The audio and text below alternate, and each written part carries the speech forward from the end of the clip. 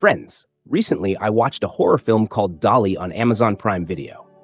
Today, we're going to step inside its darkness and feel the fear crawling slowly into our minds. And at the very end, we'll talk about that disturbing ending, the kind that leaves you staring silently into space for minutes. The film opens on a completely black screen, no music, no movement, just silence. And then, slowly, a poem begins to appear on the screen. Open quote. Deep within the woods, a mother cried. She wished for a love that had long been denied. Soon, a child of grace appeared before her.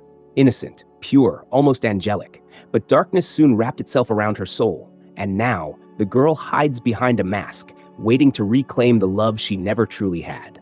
Close quote. As these lines fade in, faint whispers echo in the background. Soft, distant, almost like someone crying deep inside the forest. And then, the screen slowly fades into the first scene. We see an old, isolated house standing in complete silence.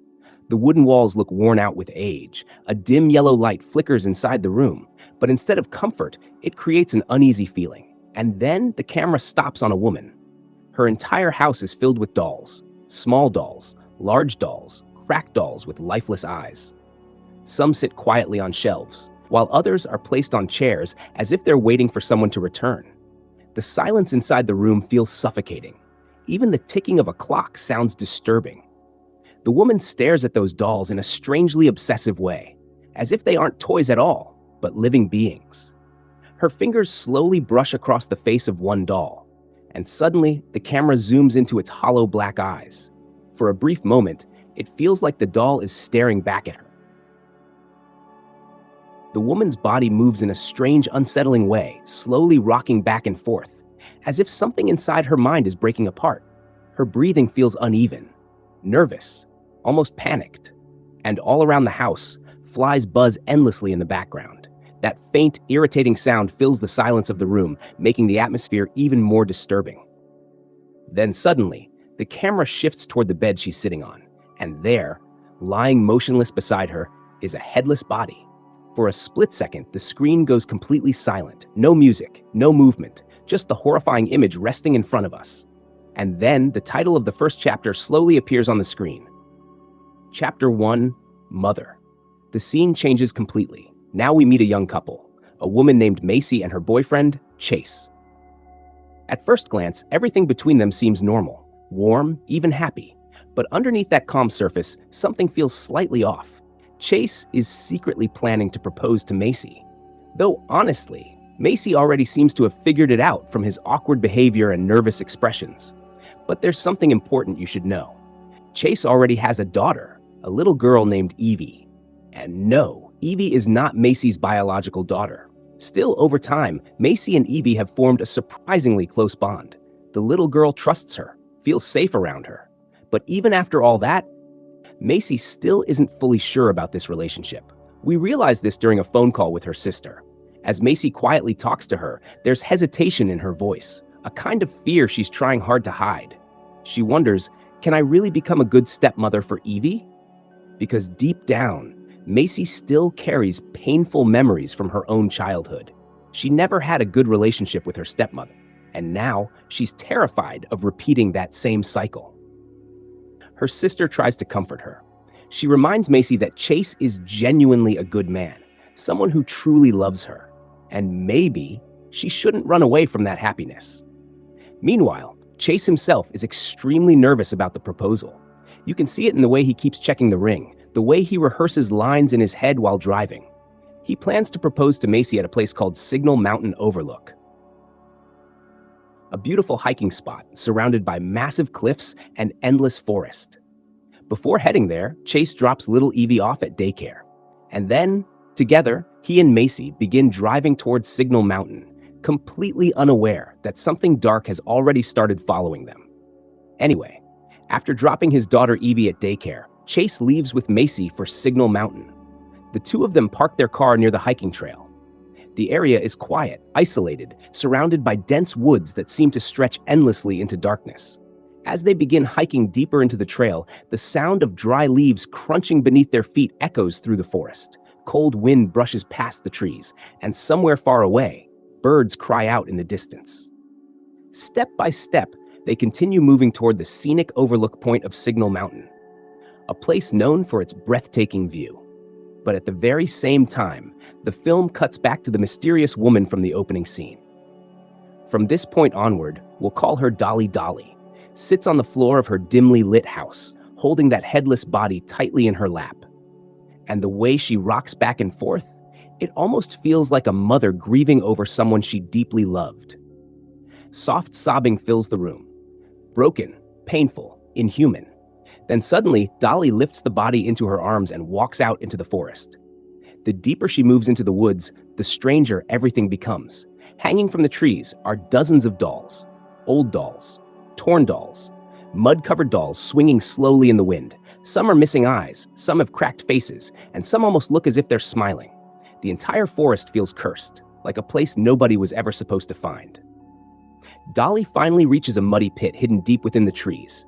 She gently places the headless body inside it and begins crying uncontrollably. Around that pit, countless dolls have already been arranged in a circle, almost like part of some disturbing ritual. Then the film cuts back to Macy and Chase. Unknowingly, they've entered the very same forest. As they continue along the trail, they suddenly begin noticing dolls hanging from the trees around them. Macy laughs nervously and picks up two of the dolls. Holding one beside her face, she jokes that it looks just like her. Then she points at another doll and teases Chase, saying that one looks exactly like him. But Chase doesn't laugh. There's visible discomfort on his face now. Something about those dolls deeply unsettles him, like they trigger an old memory he doesn't want to revisit. Without wasting time, he quickly urges Macy to keep moving forward along the trail. Finally, after the long hike, they arrive at the scenic overlook. And honestly, the place is beautiful. Massive cliffs stretch toward the horizon. The forest below looks endless beneath the golden evening light. Cold wind rushes past them as the sun slowly begins to set. For a brief moment, the horror disappears. Everything feels peaceful again. Chase quietly tells Macy that he used to come here often as a child. This place meant something to him. He takes out his camera and starts clicking pictures of her while she smiles near the edge of the overlook. But behind that smile, Chase is fighting his own nerves. Because deep down, he's trying to gather the courage to ask the biggest question of his life. But then, somewhere deep inside the forest, Dolly suddenly winds up an old toy. A soft melody begins to play. The music sounds innocent at first, almost like a lullaby meant for children. But in the silence of those woods, it feels deeply wrong, disturbing, like something calling out from the darkness. And somehow, the sound reaches Chase. Now, Chase was already nervous about proposing to Macy. His hands were shaking, his thoughts scattered. So he awkwardly smiles and says, "Maybe we should delay the proposal for a bit. Let's first see where that music is coming from." And that single decision changes everything. Chase slowly begins following the sound deeper into the woods. Step by step, the forest around him grows darker. The cheerful atmosphere from earlier completely disappears. Then finally, he reaches a horrifying clearing. Dozens of dolls hang from the trees around him, swaying gently in the cold wind, and standing silently among them is Dolly. At first, Chase tries speaking to her calmly, maybe thinking she's just some disturbed woman living in the woods. But then, Dolly slowly turns toward him. And the moment she does, the entire mood of the film changes. Because covering her face is a giant porcelain doll mask. Smooth white skin, frozen smile, empty black eye holes staring directly at him. It doesn't even look human anymore. Then Dolly suddenly starts covering her ears with frantic movements, jerking violently, twitching unnaturally, almost like the sound around her is hurting her.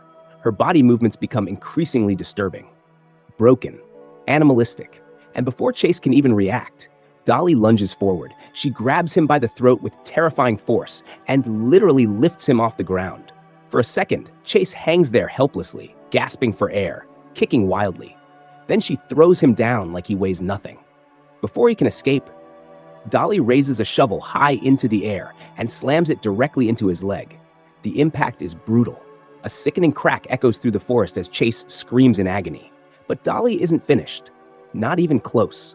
With horrifying rage, she swings the shovel again and tears apart Chase's jaw in a gruesome attack.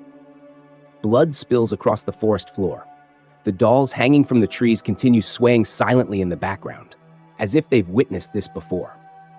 And right there, Chapter 1 ends. Chapter 2, Daughter. The next chapter begins with Macy desperately searching for Chase inside the forest.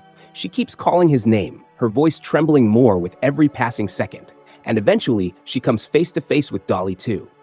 Moments later, Macy discovers Chase lying on the ground in horrific condition, broken, bleeding heavily, barely alive. Panic completely takes over her. She runs back toward the scenic overlook, struggling to process what she just saw. And there, she notices Chase's backpack. With shaking hands, she opens it and finds the engagement ring inside. The moment hits her like a wave. Her eyes begin filling with tears because suddenly everything becomes painfully clear. Chase was going to propose to her. This trip, this beautiful place, all of it was supposed to become one of the happiest moments of their lives. But instead, it had turned into a nightmare. Before leaving the overlook, Macy quietly takes a small knife from Chase's bag and keeps it with her. Her hands are trembling now. Instinctively, she knows something is terribly wrong. And then, without making a sound, Dolly suddenly appears right behind her. Macy freezes. Slowly, almost gently, Dolly begins touching her hair, like a mother comforting a child. But there's something deeply unnatural about the way she does it. The coldness of her fingers, the silence, the mask staring blankly from inches away. Terrified, Macy screams for help and starts running through the forest. Branches snap around her as she stumbles desperately between the trees. Her breathing becomes heavier, faster, panicked. But after running only a short distance, she trips. Her body crashes hard against the rocky ground, and the impact knocks her unconscious. Everything fades into darkness. When Macy finally opens her eyes again, Dolly is sitting right in front of her. The dim light around them flickers weakly, revealing the porcelain mask inches away from Macy's face.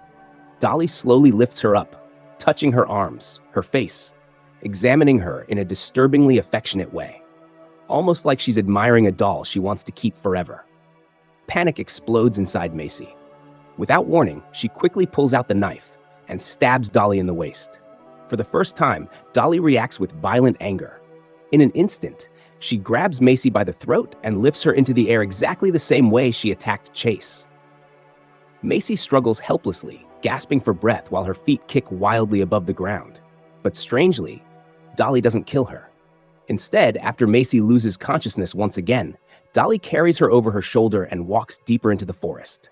Eventually, she reaches her home, a decaying old house hidden in the middle of the woods. The building looks ancient, abandoned by the world long ago. But at the same time, it resembles a twisted dollhouse. Tiny furniture, old toys, faded pink wallpaper peeling from the walls. Everything inside feels trapped in the memory of a child that never grew up. And with that, Chapter 2 ends. Chapter 3, Home. The chapter opens with Macy slowly regaining consciousness. At first, her vision is blurry, but as her eyes adjust to the dim light, panic immediately takes over. Because her clothes have been changed, she's no longer wearing her own outfit. Instead, she's dressed in clothing that looks like something a little girl or porcelain doll would wear. Soft fabric, pale colors, frilly sleeves. And that's not even the worst part. Macy realizes she's lying inside a child's cradle. A cradle, like she's been turned into someone's toy. Heart pounding, she quickly looks around the room.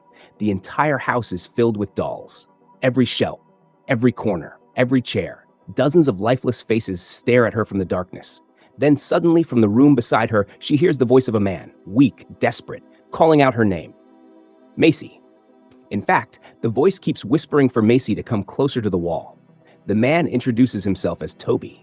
His voice sounds weak, exhausted, like someone who has been trapped there for a very long time. Speaking carefully in hushed tones, Toby warns Macy about something terrifying. Dolly can hear everything. He explains that Dolly has unbelievably sharp hearing. Even the faintest whisper inside the house can reach her ears. That's why, if Macy wants to survive, she'll have to play along with Dolly's twisted game. Not fight openly, not panic, just survive long enough to escape. Then Toby tells her about a large silver key. According to him, Dolly keeps it hidden somewhere inside the house. And that key is the only way out, the only chance of escaping this nightmare alive. But before Macy can even process everything, the locked door to her room suddenly creaks open on its own. A cradle slowly slides into the room from outside. Inside the cradle sits a doll. The entire thing feels wrong, silent, like someone is watching her from the darkness beyond the doorway. Nervously, Macy pushes the cradle back outside. For a second, everything becomes quiet again. Then suddenly, the cradle rolls back into the room once more. But this time, the doll inside looks different. Its porcelain face is cracked and partially shattered, twisted into an unnatural expression. And before Macy can react, Dolly suddenly bursts into the room, clapping her hands excitedly like an overjoyed child. The sudden movement scares Macy so badly she nearly loses control of herself. Dolly quickly grabs her and carries her downstairs. The lower floor of the house looks even more disturbing. Tiny furniture, children's decorations, rotting toys scattered everywhere. Then Dolly places Macy onto a table and begins treating her like an actual baby. Macy immediately protests, saying she doesn't need any of this. But Dolly ignores her completely. She cleans her up, forces a diaper onto her, and then pushes a baby pacifier into her mouth. The entire scene feels deeply humiliating and horrifying at the same time, like Macy's identity is slowly being erased. But Macy barely resists now, because she has already realized something terrifying. Dolly is monstrously strong, strong enough to crush her within seconds if she truly wanted to. Meanwhile, back in the forest, Chase slowly regains consciousness. Surprisingly, Chase is still alive. Even after that horrifying attack, his body somehow refuses to give up. Slowly, painfully, he tries to stand. But the moment he puts weight on his injured leg, his body collapses instantly. The damage is too severe. One of his legs is practically useless now. The pain becomes unbearable. Chase crashes back onto the cold forest ground and loses consciousness once again. After some time, he wakes up again. This time, there's no strength left in him, no energy to stand. So instead, he begins dragging himself forward through the forest. His hands claw through the dirt and dead leaves while blood trails behind him. Every movement feels agonizing. Every breath sounds weaker than the last. Meanwhile, back inside the house, Dolly sits Macy down on a chair and starts wrapping bandages around her injuries. And whenever Macy even slightly resists, Dolly suddenly raises her hand toward her in a threatening way, like an angry parent disciplining a child. Then, Dolly slowly reaches toward her waist and pulls out the knife. The same knife Macy used to stab her earlier. As the blade slides out, Dolly visibly weakens for a moment. The wound finally starts affecting her. She slowly sinks down onto the floor, breathing heavily, and Macy immediately realizes this might be her only chance to escape. Quickly, she frees herself from the chair and starts searching desperately for a way out of the house. But the place is practically a prison. The main doors are locked tight. The windows downstairs aren't just shut, they've been completely boarded up with thick wooden planks. The entire house feels designed to keep people trapped forever. Macy frantically looks around, trying to figure out another escape route, when suddenly, Dolly grabs her from behind. The attack is immediate and violent. Dolly begins punishing Macy like a disobedient child, hitting her, shoving her, not with blind rage, but with the disturbing behavior of a twisted mother trying to discipline her daughter. And in that terrifying moment, Macy completely breaks down. Like a frightened child, she keeps apologizing over and over again. "I'm sorry, I'm sorry." Meanwhile, Dolly's behavior grows even stranger. She repeatedly presses her hands against her ears, jerking her head violently, as if certain sounds are irritating her mind. It almost feels like something inside her is constantly screaming. After that, Dolly calmly sits Macy back onto the chair once again, and then she starts feeding her. Not violently, not angrily, but with the unsettling tenderness of a mother feeding her little daughter. The food looks disgusting, cold, mushy, barely recognizable. The smell alone is enough to make Macy sick. The moment the food touches her mouth, Macy spits it out in disgust. For a second, the entire room goes silent. Then Dolly slowly walks away and returns holding a baby bottle. Without saying a word, she presses the bottle against Macy's mouth and starts forcing her to drink from it. Macy resists at first, but eventually she's forced to swallow. Yet moments later, she throws it all back up again. That's when Dolly suddenly becomes furious. Her breathing grows heavier, her movements more erratic. And then, in one of the film's most disturbing moments, Dolly pulls Macy closer against her chest and tries to breastfeed her like an infant. The entire scene feels deeply uncomfortable and surreal, like Dolly is desperately trying to recreate a twisted version of motherhood. Macy freezes in shock. For a few horrifying seconds, she plays along. And then suddenly, she bites down as hard as she can. Dolly shrieks in pain and stumbles backward, injured once again. That tiny moment becomes Macy's opportunity. She immediately runs upstairs through the creaking halls of the house. As she moves past one of the locked rooms, Toby starts whispering to her again from behind the wall. His voice sounds desperate now. He tells Macy she needs to find the silver key quickly and free him before it's too late. Toby also reveals something important. The key is most likely hidden inside the basement. Because according to him, the basement is Dolly's special place. A place she protects more than anything else in the house. Moments later, Macy enters another room nearby. This room feels different from the rest of the house. Quieter, colder. A large cross hangs crookedly on the wall, and lying on the floor beneath it are a pair of scissors and a severed human finger. The realization instantly hits us. That finger belongs to the same headless body shown earlier in the film. Because in the opening scenes, we briefly saw Dolly cutting pieces off that corpse.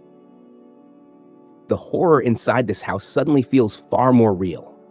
Macy quickly grabs the scissors from the floor and hides behind the door, because now she can hear Dolly's footsteps slowly approaching through the hallway. Step, step, step, getting closer with every second. Dolly finally enters the room.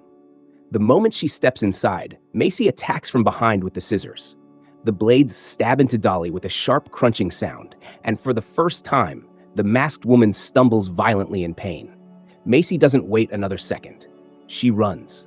Her footsteps echo wildly through the old wooden house as she desperately searches for somewhere to hide. And this time, she heads straight toward the basement. The basement door creaks open slowly. Cold air rushes out from the darkness below. As Macy descends the stairs, the atmosphere instantly changes. The air feels heavier, rotten, and when she finally reaches the bottom, she realizes this place is even worse than the rest of the house. Dozens upon dozens of dolls are arranged all across the basement, sitting on shelves, hanging from the ceiling, stacked together like silent witnesses. But among all of them, one doll stands out. A horrifying doll whose body is artificial, but whose head is completely human. An actual woman's severed head attached to a doll's body. Yes, this is most likely the same woman whose headless corpse Dolly was mourning in the opening scenes of the film.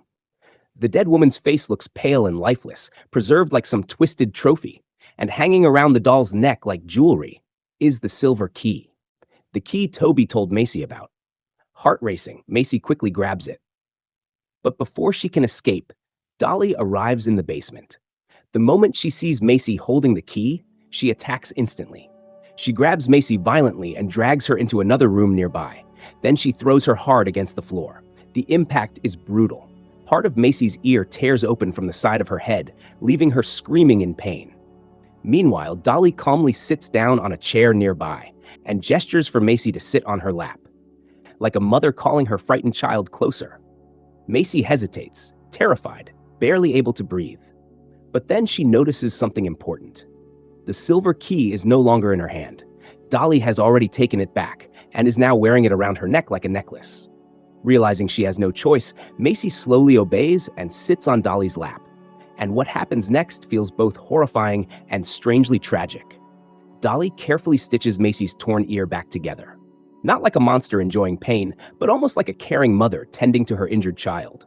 Then, after finishing, Dolly gently lays Macy down and starts trying to put her to sleep, slowly rocking her, softly patting her head. And in that moment, something unexpected happens. Macy begins humming a quiet lullaby, a soft tune, broken, trembling, but strangely comforting.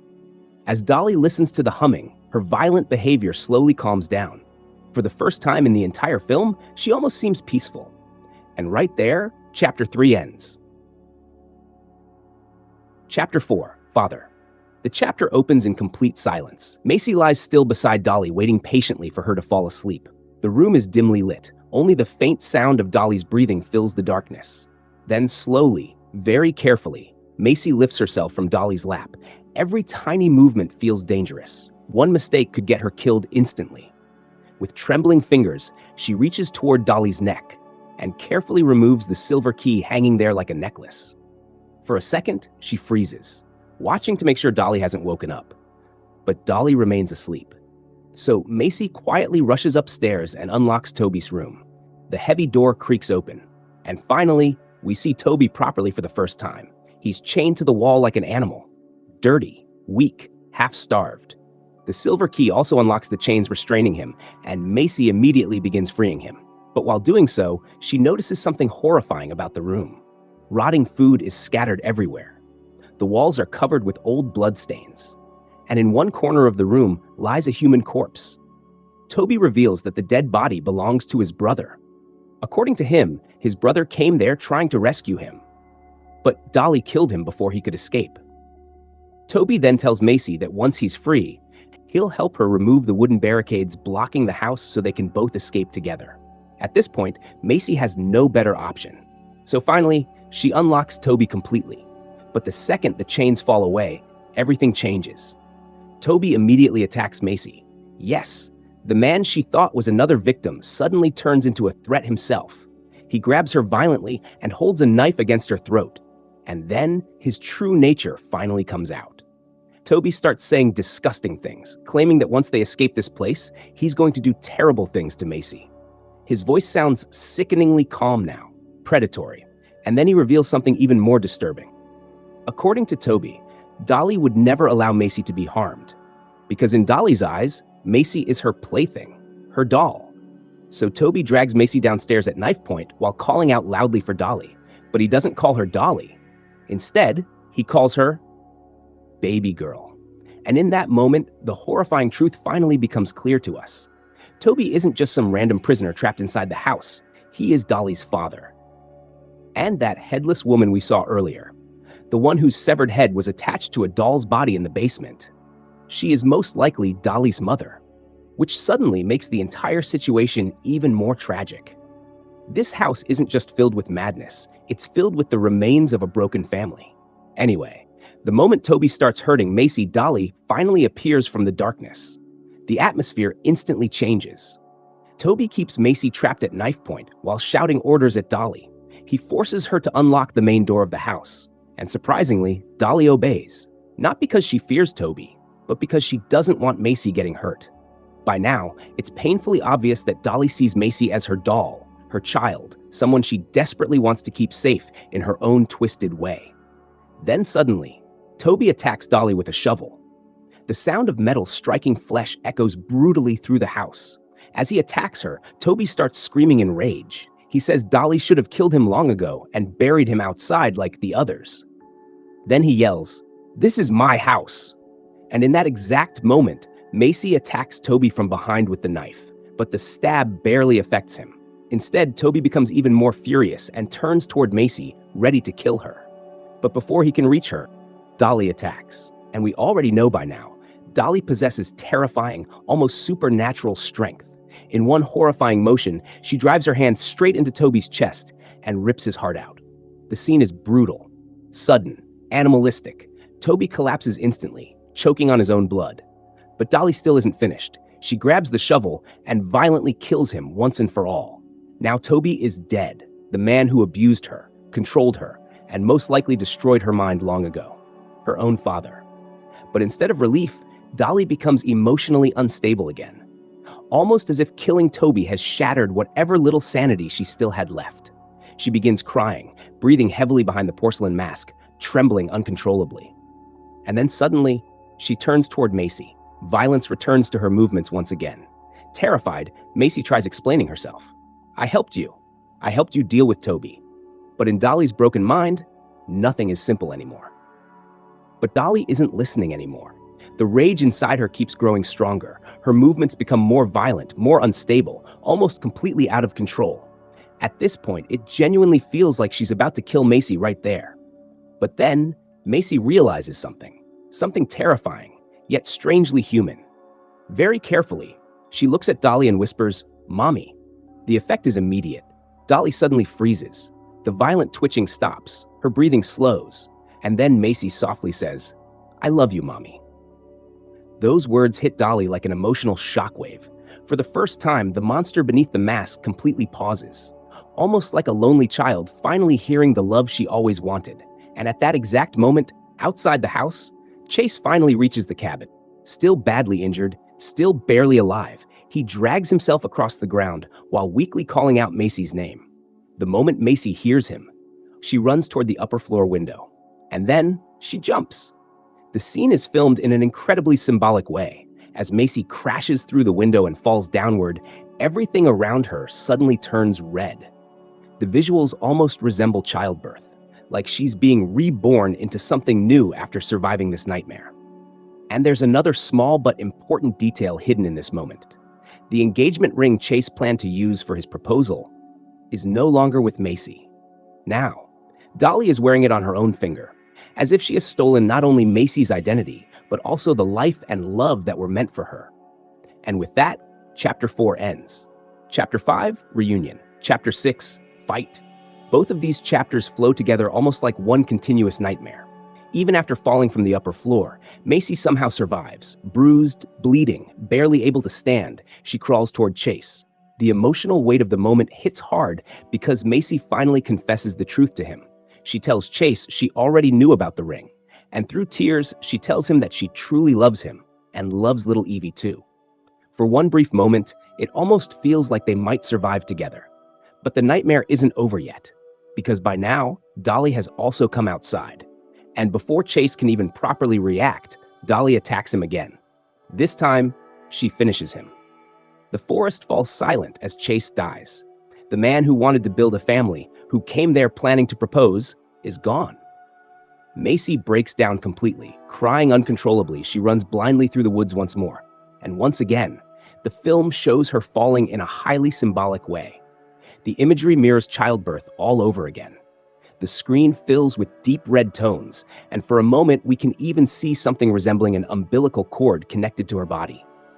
It's as if the film is visually telling us that Macy is no longer the same person anymore. She's being psychologically reborn through trauma, pain, and motherhood itself. Then, suddenly, the film begins showing disturbing visions of dolls being born. One after another, cracked porcelain faces appear on the screen, tiny plastic hands twitching, dolls opening their eyes for the very first time. The imagery feels surreal, almost ritualistic, as if the forest itself is giving birth to these dolls. Meanwhile, Dolly continues hunting Macy through the woods. The chase becomes desperate now. Branches slash across Macy's skin as she runs blindly through the darkness. Behind her, Dolly moves almost inhumanly fast. Eventually, the two crash into each other and a violent struggle begins. During the fight, Macy manages to hit Dolly hard enough to partially crack the porcelain mask covering her face. A sharp fracture spreads across the smooth white surface. For the first time, the perfect doll face begins to break apart. Still trying to escape, Macy suddenly loses her footing and falls directly into the muddy pit where Dolly had hidden her mother's body. The smell of decay inside the pit is unbearable. Rotten earth, death. Desperate, Macy hides there silently. But moments later, Dolly appears above the pit and attacks her again. The two begin brutally fighting inside the grave-like hole. Mud splashes everywhere while the dolls hanging around the forest sway silently above them. And finally, Macy realizes the only thing that can stop Dolly, her mother. Macy threatens to harm the corpse of Dolly's mother if Dolly doesn't back away. The reaction is immediate. Dolly freezes. For the first time, fear replaces rage in her movements, and Macy instantly uses that opportunity. She pushes the dead body onto Dolly and climbs out of the pit. Then, grabbing the shovel nearby, Macy attacks with everything she has left. Again and again, she strikes Dolly. Each hit shatters more of the porcelain mask, until finally, most of the mask breaks apart completely.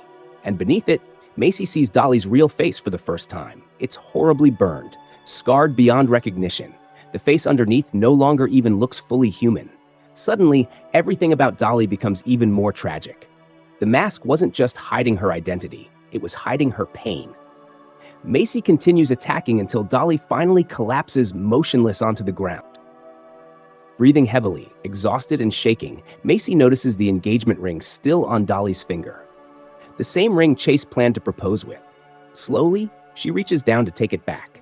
But then suddenly, Dolly's hand twitches. She grabs toward Macy one last time. Terrified, Macy immediately runs away from the scene.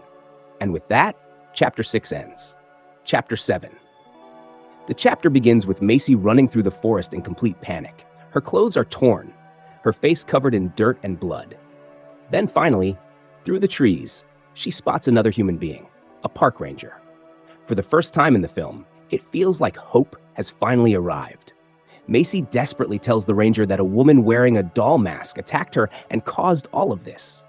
Her voice shakes as she tries to explain the nightmare she barely escaped from. The park ranger quickly helps Macy into his vehicle. For the first time in a long while, she finally feels safe, protected. The ranger steps outside the car and begins reporting the incident over his walkie-talkie. But during the conversation, we learn something chilling. This isn't the first case. The ranger tells the other officers that this is actually the second time someone has come to him claiming that a woman wearing a doll mask attacked people in these woods. Which means Dolly's nightmare has been happening for a long time. There were other victims before Chase and Macy, others who entered these forests and never escaped. But instead of immediately driving Macy away from there, the ranger casually continues talking outside. And the moment he wastes those extra few seconds, you already know what's about to happen. Because suddenly, Dolly appears out of the darkness once again. Without warning, she brutally kills the ranger. Blood splashes across the side of the vehicle as his body collapses beside the car. Then Dolly turns toward Macy. With violent force, she smashes the side windows of the ranger's car and starts attacking her through the broken glass. Macy fights back desperately. During the struggle, she manages to briefly distract Dolly with one strong hit, and in that tiny moment, Macy notices the car keys lying near the ranger's dead body. She grabs them instantly. The engine roars to life, and without hesitation, Macy drives the vehicle straight over Dolly. The impact throws Dolly violently onto the ground. For a moment, everything becomes still. The nightmare finally seems over. But then, instead of simply escaping, Macy stops the car and steps back outside. Why? Because she wants the ring back, the engagement ring, the last remaining piece of Chase, the future they were supposed to have together. Macy walks toward Dolly's broken body and removes the ring from her finger. Then finally, she drives away from the forest. As she drives through the darkness, she slowly puts the ring onto her own finger. Tears stream down her face. At first, she cries quietly, overwhelmed by everything she has survived. But then suddenly, her crying turns into laughter, unstable, broken, almost insane. The kind of laughter that makes you question whether she truly escaped at all, or whether part of Dolly now lives inside her too. And right there, the film ends. As the credits begin rolling, the haunting song, Mama's Love by Baby Boy, starts playing softly in the background, leaving the audience with one final feeling. This story was never just about a monster. It was about love, twisted by trauma, loneliness, and abuse until it became something horrifying. Now, the film also contains a post-credit scene, and honestly, it makes the ending even more unsettling. In the scene, we see two police officers standing with another man who looks like a prisoner or detainee. The atmosphere feels cold, official, secretive. The officers begin reporting what happened in the forest. They confirm that Toby Wilkerson is dead, but then they mention something else. They also found a woman at the scene, a woman wearing a doll mask. And right there, the post-credit scene abruptly ends, leaving us with one terrifying question. Was Dolly truly dead, or had someone else already taken her place? And with that, the story of Dolly comes to an end. On the surface, the movie may look like a simple slasher horror film, a masked killer, a forest, people trying to survive. But if you look deeper, the film is really about trauma, motherhood, abuse, and the destruction of a family. Beneath all the violence and horror imagery, there's actually a heartbreaking emotional story hidden inside. What makes the film even more disturbing is that Dolly's real identity is never fully revealed. Director Red Black Hust intentionally keeps her backstory ambiguous. He never gives us all the answers directly. Instead, the film scatters clues throughout the story. Tiny details hidden in conversations, visuals, and symbolism. And when you connect all those clues together, you realize that Dolly's story is incredibly tragic. Let's start with the poem shown at the very beginning of the film, because honestly, that poem is basically the summary of Dolly's entire life. The first few lines say, open quote, "In the woods, a mother cried, wishing for the love she never received," close quote. These lines most likely refer to the woman whose severed head we saw preserved in the basement, the same woman connected to the headless corpse hidden in the forest pit. In other words, Dolly's mother. The poem suggests that Dolly's mother was deeply lonely, emotionally broken, a woman starving for love and affection inside an abusive home.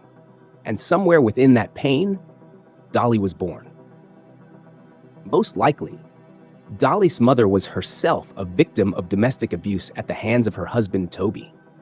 That old dollhouse hidden in the middle of the forest didn't just feel isolated. It felt like a prison, a place where she was trapped for years. The poem suggests that she desperately wished for a child, someone she could truly love and protect. And eventually, she got that wish. That's exactly what the next line means. Open quote, "Soon appeared a child of grace." Close quote. Dolly was born as an innocent, graceful little girl, pure, loved by her mother. But then comes the darkest line in the poem. Open quote, "Still evil struck with his dark embrace." Close quote. And the evil here is most likely Toby himself, Dolly's own father. The film heavily implies that Toby abused Dolly throughout her childhood. Not just emotionally, but physically as well. He probably beat her, controlled her, treated her like an object instead of a child. And most importantly, he may have been responsible for burning her face. Remember the final confrontation? When Macy breaks Dolly's porcelain mask, and underneath it, we see a completely charred face. That kind of injury didn't happen naturally. The film never directly shows it, but everything points toward Toby being responsible for it, which makes the mask far more tragic than terrifying, because that porcelain mask was probably never meant to scare people. It was meant to hide Dolly's pain. The final lines of the poem say, open quote, "The girl now hides behind a mask to raise her own longed-for love at last." Close quote. This likely means that after losing her mother, Dolly tried to become the same kind of mother her own mom once was. Gentle, loving, protective. But because her mind had already been destroyed by trauma and abuse, that love became twisted into obsession. The porcelain mask may even have been created by Dolly's mother herself, so her daughter could hide her burned face and still feel beautiful. And after her mother died, Dolly clung to that identity forever. That's why she kidnaps Macy and treats her like a baby girl. Not because she simply enjoys torture, but because she's desperately trying to recreate the only love she ever experienced in life. A broken daughter, trying to imitate motherhood, without understanding what healthy love actually looks like anymore. Now, the biggest unanswered question is this: what exactly happened to Dolly's mother? The film never explains it directly, but based on all the clues, there are two strong possibilities. The first possibility is that Toby himself killed his wife during one of his violent outbursts. And honestly, considering everything we learn about him, that theory feels very believable. But there's also a second, far more tragic possibility. What if Dolly accidentally killed her own mother? Not intentionally, but because of her abnormal strength. Almost like a child accidentally breaking something precious without understanding their own power. And we already know Dolly is incredibly strong enough to overpower grown adults with ease. So it's possible that during some emotional moment, something went horribly wrong. But regardless of how her mother died, one thing is painfully clear. Dolly loved her deeply, so deeply that she simply couldn't let her go. That's why she preserved her mother's head in the basement like a sacred memory, while the rest of her body remained buried in the forest pit where Dolly would often sit and mourn. Those scenes suddenly become heartbreaking once you understand the emotional context behind them. Now, another important thing the film subtly clarifies is this: Dolly's strength is not supernatural. There's no magic in the movie, no ghosts, no curses. The film never suggests anything paranormal. Instead, Dolly is portrayed as a physically powerful woman who grew up isolated inside that forest for most of her life. In fact, the character is played by Max the Impaler, a real-life National Wrestling Alliance wrestler, and this was their first major acting role, which explains why Dolly feels physically intimidating in such a grounded, believable way. She isn't a supernatural monster. She's a mentally shattered woman, a person destroyed by years of abuse, isolation, trauma, and emotional neglect. The film also hints that Dolly may possibly be autistic or neurodivergent. Her behavior throughout the movie strongly suggests sensory overload and emotional dysregulation. The way she repeatedly covers her ears, the sudden clapping, the repetitive body movements, the difficulty processing emotions normally. All of it feels less like evil behavior and more like the result of severe trauma mixed with an untreated condition. That's what makes her character so disturbing. Because yes, Dolly is a monster, but not a monster born naturally. She's a monster that was created, a product of a broken home, a violent father, a failed family system, someone who never had a chance to grow into a healthy human being. And once you start looking at the film this way, Dolly stops feeling like just another slasher movie. It becomes a tragic psychological story about how abuse and loneliness can completely destroy a person's identity, until love itself turns into something horrifying. In reality, Dolly is far more than just a horror movie. At its core, it's actually a psychological commentary on motherhood. And honestly, that's what makes the film so interesting. Because throughout the entire story, the movie quietly explores three completely different versions of motherhood. And once you notice them, the emotional core of the entire film suddenly becomes clear. The first mother. Macy represents fear of motherhood. At the beginning of the film, during her phone conversation with her sister, she openly admits something important. She never had a healthy relationship with her own mother or stepmother growing up. Because of that, she's deeply insecure about becoming a good stepmother for Evie. She's scared that she might fail, scared that she might repeat the same emotional damage she experienced herself. So instead of embracing motherhood, Macy subconsciously avoids it, rejects it, keeps herself emotionally distant from it. That's why Chase's proposal terrifies her so much, because accepting that proposal also means accepting the role of becoming a mother figure. The second mother, Dolly. Then we have Dolly. Unlike Macy, Dolly desperately wants motherhood. In fact, she wants it so badly that she kidnaps people and forcibly turns them into her baby girls. Where Macy runs away from motherhood, Dolly obsessively chases it. But because her understanding of love is completely broken by trauma, her version of motherhood becomes violent, controlling, and horrifying. She doesn't understand boundaries. She doesn't understand healthy affection. To her, love means possession. That's why she dresses Macy like a child, feeds her, punishes her, rocks her to sleep. She's trying to recreate the comforting mother-daughter relationship she once had with her own mother. But in the process, she becomes abusive herself without even realizing it. The third mother, Dolly's mother. And finally, there's Dolly's own mother, the woman whose preserved head sits in the basement like a tragic memory frozen in time. She represents victimhood, a mother who was most likely abused by Toby for years, yet still tried to love and protect her daughter the best she could. But ultimately, she was powerless, too trapped, too broken, too isolated to truly save Dolly from becoming what she eventually became. And together, these three women represent three different emotional shades of motherhood. Reluctance, Macy; obsession, Dolly; victimhood, Dolly's mother. That's the hidden emotional structure of the entire movie. And there's another really interesting detail hidden beneath all of this. There's another extremely important symbolic moment hidden in the film. When Macy jumps through the window and falls from the house, the scene is visually framed almost like childbirth. The screen fills with deep red tones. We see imagery resembling an umbilical cord. Everything around her feels organic, womb-like, almost surreal. It's not just a random artistic choice. It represents Macy's symbolic rebirth. At the beginning of the film, Macy was terrified of motherhood. She doubted herself. She emotionally rejected the idea of becoming a parent figure. But after surviving all that trauma, she emerges as a completely different person, a new Macy. That's why many viewers interpret the ending in a very interesting way.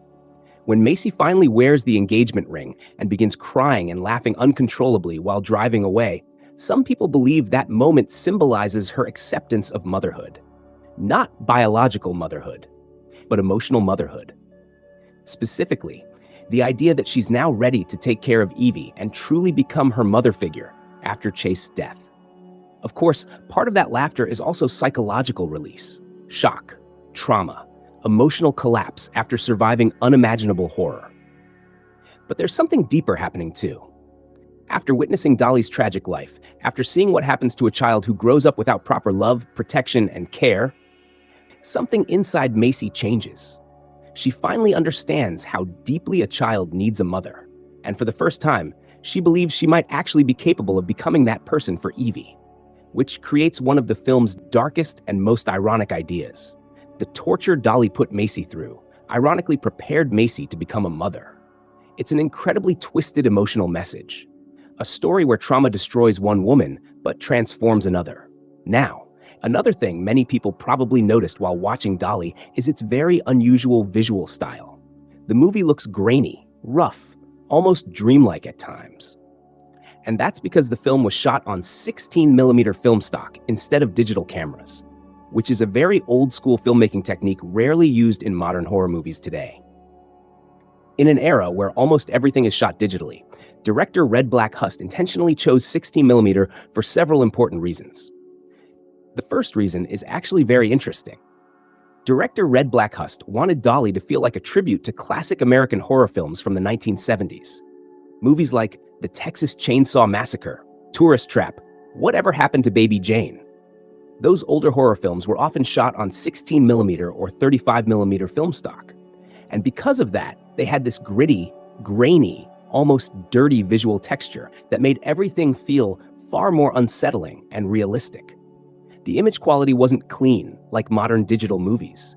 It felt raw, claustrophobic, uncomfortable. And that exact rough texture is what gives Dolly its disturbing atmosphere. In interviews, Red Black Hust has mentioned that these classic horror films deeply influenced him while growing up. Their style, mood, and psychological impact became part of his creative DNA. And honestly, you can feel that influence throughout the entire movie. Now, let's talk about the post-credit scene again, because it secretly reveals something very important. In that scene, we see two police officers and another man who looks almost like a prisoner reporting the incident. They confirm that Toby Wilkerson is dead and that they also found a woman wearing a doll mask at the scene. Now, there are two major details hidden here. First detail, Toby Wilkerson's name. We finally learned Toby's full name, Toby Wilkerson, and this is most likely a direct tribute to Tobe Hooper, the legendary director of the Texas Chainsaw Massacre. So even the character's name itself is basically Red Black Hust, saluting one of his biggest horror inspirations. It's a subtle little homage hidden inside the film. Second detail, Dolly is probably still alive, and this is the far more important reveal. Even after Macy ran her over with the car, Dolly apparently survived, which means the nightmare didn't truly end. The forest is still cursed by her presence. The cycle of trauma and violence may continue. And honestly, that final implication makes the ending much scarier than a simple jump scare ever could. The post-credit scene strongly suggests that the police took Dolly away from the crime scene alive, most likely to a hospital, psychiatric facility, or some kind of secure institution. And honestly, that makes the ending even more terrifying, because if Dolly could survive everything we saw in the film, escaping from a normal facility probably wouldn't be difficult for her at all, which clearly hints toward one thing: Dolly will return. And director Red Black Hust has actually hinted in interviews that he's interested in exploring both a prequel and a sequel to the story. Which makes perfect sense, because there's still so much mystery surrounding Dolly's childhood, her mother, and the years she spent trapped inside that isolated forest house. Now here's another really interesting detail. Before Dolly existed as a full-length movie, there was actually a short film called Baby Girl, released in 2022. And that short film was basically the proof-of-concept version of Dolly. It was only around 3 to 4 minutes long and was created by Red Black Hust, mainly to pitch the idea to investors and raise funding for a full feature film. Which honestly explains why the final movie feels so visually focused and concept-driven. There's another funny behind-the-scenes detail, too. Originally, the full movie itself was also supposed to be titled Baby Girl. But after Nicole Kidman and A24 released another project with the same name in 2024, the title had to be changed. And that's how the movie eventually became Dolly. Honestly though, Dolly fits the film much better. The title instantly creates discomfort because dolls are already associated with innocence, childhood, and artificial beauty, which perfectly matches the movie's themes. Meanwhile, the original short film Baby Girl is reportedly available on YouTube in an unlisted form. So if someone manages to find the link, they can actually watch the early version of the concept art and see how the idea evolved into the final feature film. Now finally, let's talk about the ending song, Mama's Love by Baby Boy. Because that song choice is deeply ironic. Because the song itself is actually very soft, gentle, and deeply maternal. It sounds like the kind of lullaby a loving mother would sing to comfort her child before sleep. And that's exactly what makes it so disturbing. After spending an entire film watching a violent, broken, psychologically twisted version of motherhood, the audience is suddenly left with this calm and affectionate song playing over the credits. That contrast feels emotionally wrong in the best possible way. It creates a powerful sense of unease. The warmth of the music clashes against everything horrifying we just witnessed on screen. And that deliberate juxtaposition makes Dolly even more haunting. Because underneath all the blood, violence, and fear, the movie keeps reminding us that Dolly's actions were still rooted in something painfully human, the desperate desire to be loved and to love someone back. That's why the ending stays with you long after the credits roll. Not because of jump scares, not because of gore, but because the film turns motherhood, loneliness, trauma, and affection into something deeply tragic and terrifying at the same time. And honestly, that's what separates Dolly from a generic slasher movie. It's horror with emotional damage underneath it. A story about a child destroyed by abuse, who grew up trying to imitate love without ever truly understanding it. And that tragic contradiction is what makes Dolly such an unsettling character.